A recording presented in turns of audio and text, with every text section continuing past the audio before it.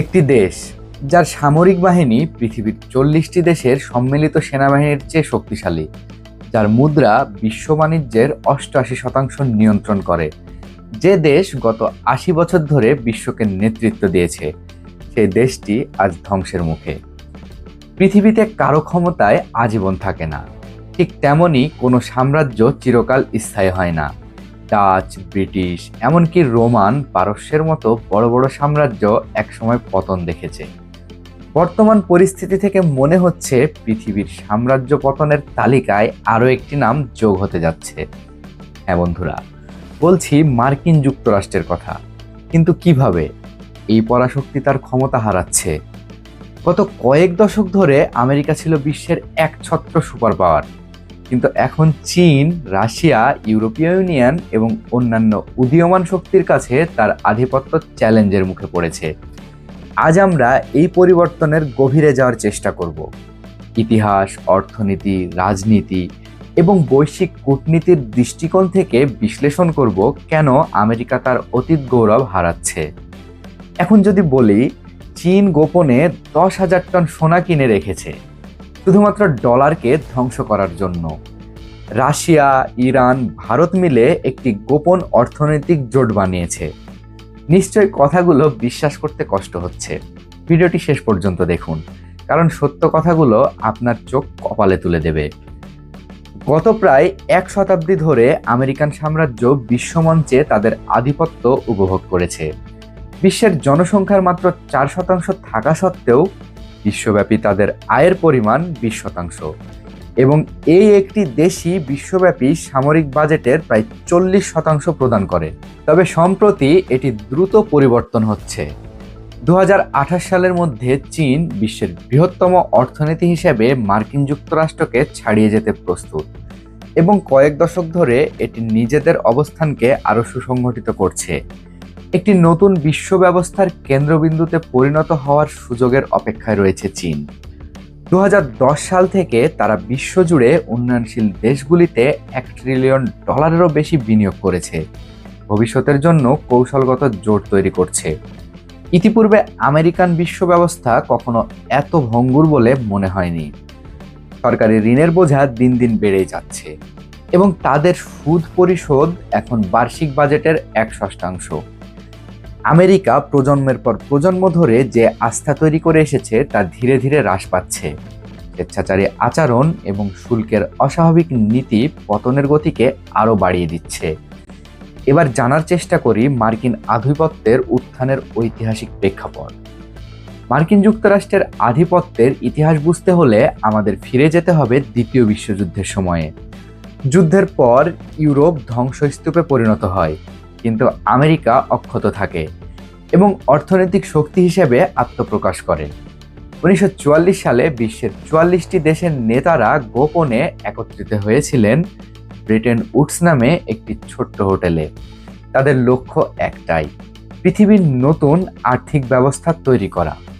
এখানে মার্কিন ডলারকে বিশ্বের রিজার্ভ কারেন্সি করা হয়, আর মার্শাল প্ল্যান ইউরোপকে পুনর্গঠনে সাহায্য করে, যার মাধ্যমে আমেরিকা পশ্চিমা বিশ্বের নেতা হয়ে ওঠে।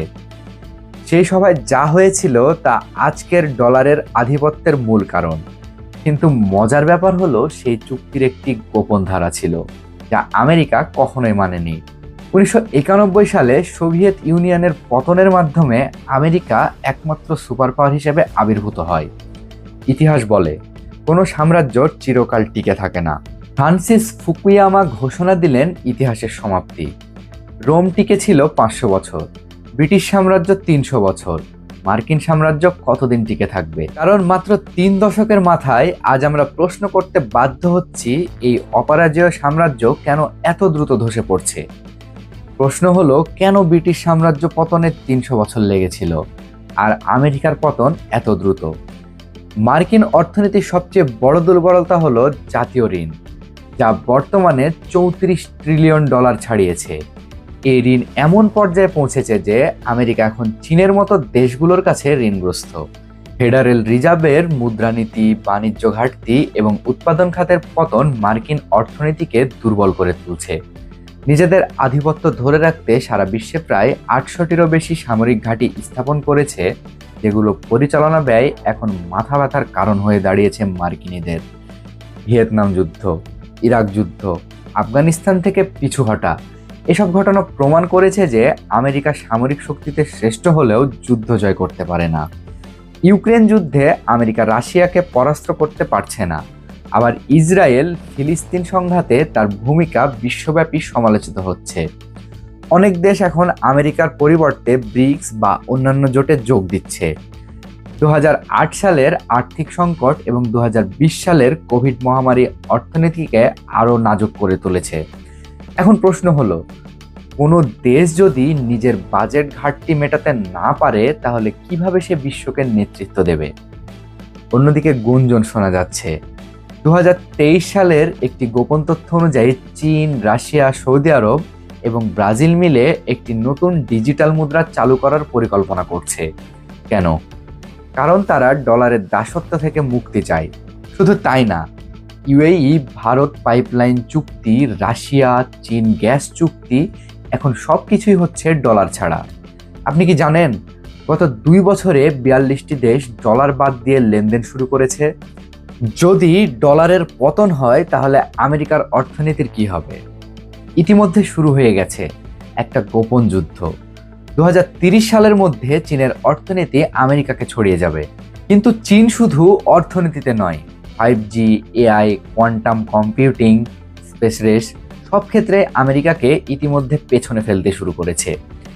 চীন প্রতি বছর 10 লাখ ইঞ্জিনিয়ার গ্র্যাজুয়েট তৈরি করছে, যেখানে আমেরিকা মাত্র 77,000।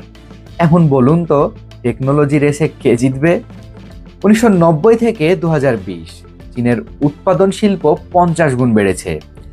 আজকে আমেরিকায় বিক্রি হওয়া 97% ল্যাপটপ, 83% খেলনা আর 78% স্মার্টফোন চীনেই তৈরি। আমেরিকানরা সস্তায় জিনিস পেয়েছে ঠিকই, কিন্তু আসলে তারা নিজেদের অর্থনীতি ধ্বংস করেছে। ভোক্তা ঋণ 2000 সালে যেখানে $1.8 ট্রিলিয়ন ছিল, তা 2020-এ গিয়ে দাঁড়ায় $5 ট্রিলিয়ন। সরকারি ঋণ এখন $36 ট্রিলিয়ন ছাড়িয়ে গেছে, আর 2034 সালের মধ্যে তা হবে $54 ট্রিলিয়ন। এভাবে প্রতিটি নাগরিকের মাথায় পড়ে $1.5 লাখ ঋণ। এটা শুধু অর্থনৈতিক সংকট নয়, এটা এক সাম্রাজ্যের পতনের লক্ষণ। একদিকে চীন যেখানে সঞ্চয় করে ভবিষ্যতের জন্য বিনিয়োগ করছে, আমেরিকা ধার করছে ভোগের জন্য। 2023 সাল নাগাদ চীনের হাউস হোল্ড সেভিংস দাঁড়ায় $19 ট্রিলিয়ন।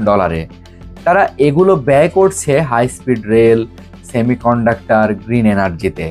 তবে চীন শুধু নিজের দেশ গড়েই থেমে থাকেনি, তারা গড়ছে নতুন এক বিশ্ব ব্যবস্থা বেল্ট অ্যান্ড রোডের মাধ্যমে। 150টিরও বেশি দেশে বিনিয়োগ করেছে তারা। বিশ্বের 75% জনসংখ্যা এতে আচ্ছাদিত। আফ্রিকায় শুধু গত 1 দশকে 12,000 কিলোমিটার রাস্তা, 80টি বিদ্যুৎ কেন্দ্র নির্মাণ করেছে চীন।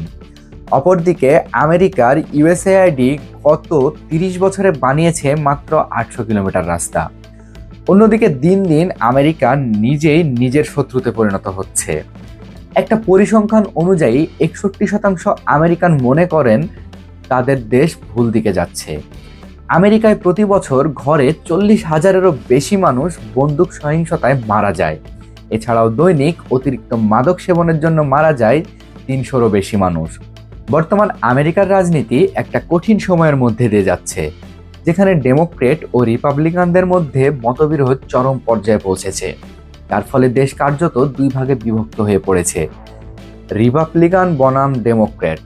মার্কিন রাজনীতি এখন এতটাই বিভক্ত যে দেশটির অভ্যন্তরীণ স্থিতিশীলতা নষ্ট হচ্ছে।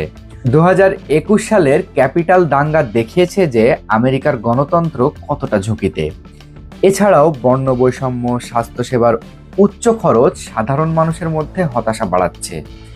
একটি দেশ যখন নিজের নাগরিকদের সমস্যা সমাধান করতে পারে না, তখন কিভাবে সে বিশ্ব শাসন করবে? একদিকে আমেরিকার অর্থনৈতিক মন্দা, অন্যদিকে পৃথিবীর নানা প্রান্তে উদীয়মান শক্তিধর দেশগুলো তৈরি করছে নানান জোট। 2023 সালে 40টি দেশ ব্রিক্সে যোগ দিতে চেয়েছে, কারণ তারা আমেরিকার সাম্রাজ্যবাদ থেকে মুক্তি পেতে চায়। সৌদি আরবের মতো দেশ, যারা দীর্ঘ 80 বছর আমেরিকার মিত্র বলে পরিচিত, তারাও এখন ব্রিক্সে যোগ দিতে চাইছে। 1974 সালে আমেরিকা সৌদি আরবের সাথে একটি গোপন চুক্তি করেছিল, সমস্ত তেল ডলারে বিক্রি করতে হবে। এই চুক্তি ডলারকে বিশ্বমুদ্রা হয়ে উঠতে বড় ভূমিকা রেখেছিল। কিন্তু 2024 সালে সৌদি আরব চীনের সাথে ইউয়ানে তেল বিক্রি শুরু করেছে, আর এটাই পেট্রো ডলারের বিদায় ঘন্টা বাজিয়ে দিয়েছে। যদি ডলার রিজার্ভ কারেন্সি হিসেবে তার অবস্থান হারায়, তাহলে আমেরিকার অর্থনৈতিক প্রভাব ধসে পড়বে। এখন প্রশ্ন হচ্ছে, আমেরিকা কি তার আধিপত্য ধরে রাখতে পারবে, কিংবা আগের রূপে ফিরে আসতে পারবে? 2024 সালের নির্বাচনে আমেরিকার ভবিষ্যৎ নির্ভর করছিল ট্রাম্প ও বাইডেনের হারা জেতার ওপর। ঠিক যেমনটা অনেকে ধারণা করেছিল, ট্রাম্প জিতে প্রতিশ্রুতি অনুযায়ী আমেরিকাকে আবার মহান করবে। শিল্প ফেরত আনার উদ্দেশ্যকে সামনে রেখে চীনের সাথে বাণিজ্য যুদ্ধে জড়িয়ে পড়বে। ট্রাম্প ক্ষমতা নেওয়ার পর থেকেই পৃথিবীর নানান দেশের উপর উচ্চ হারে শুল্ক চাপিয়ে দেয়, যার প্রেক্ষিতে বিশ্ব অর্থনীতিতে ভারসাম্যের সংকট দেখা দেয়। তার মূল পরিকল্পনা ছিল বিদেশি পণ্যে শুল্ক বসিয়ে দেশীয় উৎপাদনকে উৎসাহ দেওয়া। তাতে সরকার পেত $1.8 ট্রিলিয়ন। কিন্তু 10 দিনের মাথায় পরিকল্পনা বাতিল করতে বাধ্য হয় ট্রাম্প প্রশাসন। বিশ্বব্যাপী আতঙ্ক ছড়িয়ে পড়ে, কারণ বৈশ্বিক অর্থনীতি দাঁড়িয়ে আছে মুক্ত বাণিজ্যের ওপর। আমেরিকা হঠাৎ যদি নিজেই তার বানানো নিয়ম ভাঙে, তাহলে বিশ্ব সাড়া দেবে। কিন্তু সমস্যা হলো, আমেরিকার ঋণ $34 ট্রিলিয়ন। এটি কি আদৌ শোধ করা সম্ভব? আমেরিকা এখনো শক্তিশালী, কিন্তু ভিত নড়বড়ে হয়ে গেছে। ঋণ পাহাড় সম, বৈষম্য বেড়েই চলেছে। অন্যদিকে চীন ধীরে ধীরে কৌশলগতভাবে নিজেকে গড়ে তুলছে, ভবিষ্যতের জন্য বিনিয়োগ করছে, প্রভাব বাড়াচ্ছে বিশ্বজুড়ে। তারা বদলে দিচ্ছে বিশ্ব ব্যবস্থা, তবে অস্ত্রে বা যুদ্ধ দিয়ে নয়, রাস্তাঘাট, বন্দর আর বাণিজ্যের মাধ্যমে। আমরা কি আমেরিকার পতন দেখছি? না, এখনো নয়। কিন্তু এটাই স্পষ্ট, চীনের শতাব্দী এখন আর স্বপ্ন নয়, এটা বাস্তবের দিকে এগোচ্ছে। বন্ধুরা, আজকে আমরা দেখলাম কেন আমেরিকা তার আধিপত্য হারাচ্ছে। অর্থনীতি, রাজনীতি, বৈদেশিক নীতি, সব দিক থেকে আমেরিকা এখন চ্যালেঞ্জের মুখে। এটি শুধু একটি দেশের পতনের গল্প নয়, এটি বিশ্ব ইতিহাসের একটি বড় পরিবর্তনের গল্প। আপনার কি মনে হয়, আমেরিকা কি আবারও তার জায়গা ফিরে পাবে, নাকি চীন বা অন্য কোনো দেশ নতুন বিশ্ব নেতা হবে? ভালো লাগলে অবশ্যই লাইক দিয়ে আমাদের উৎসাহিত করবেন, আর এমনই তথ্যবহুল ভিডিও পেতে লাইক ও সাবস্ক্রাইব করে সাথেই থাকবেন। আগামীতে আবার ফিরছি নতুন কোনো গল্প নিয়ে। সে পর্যন্ত ভালো থাকুন, সুস্থ থাকুন। ধন্যবাদ।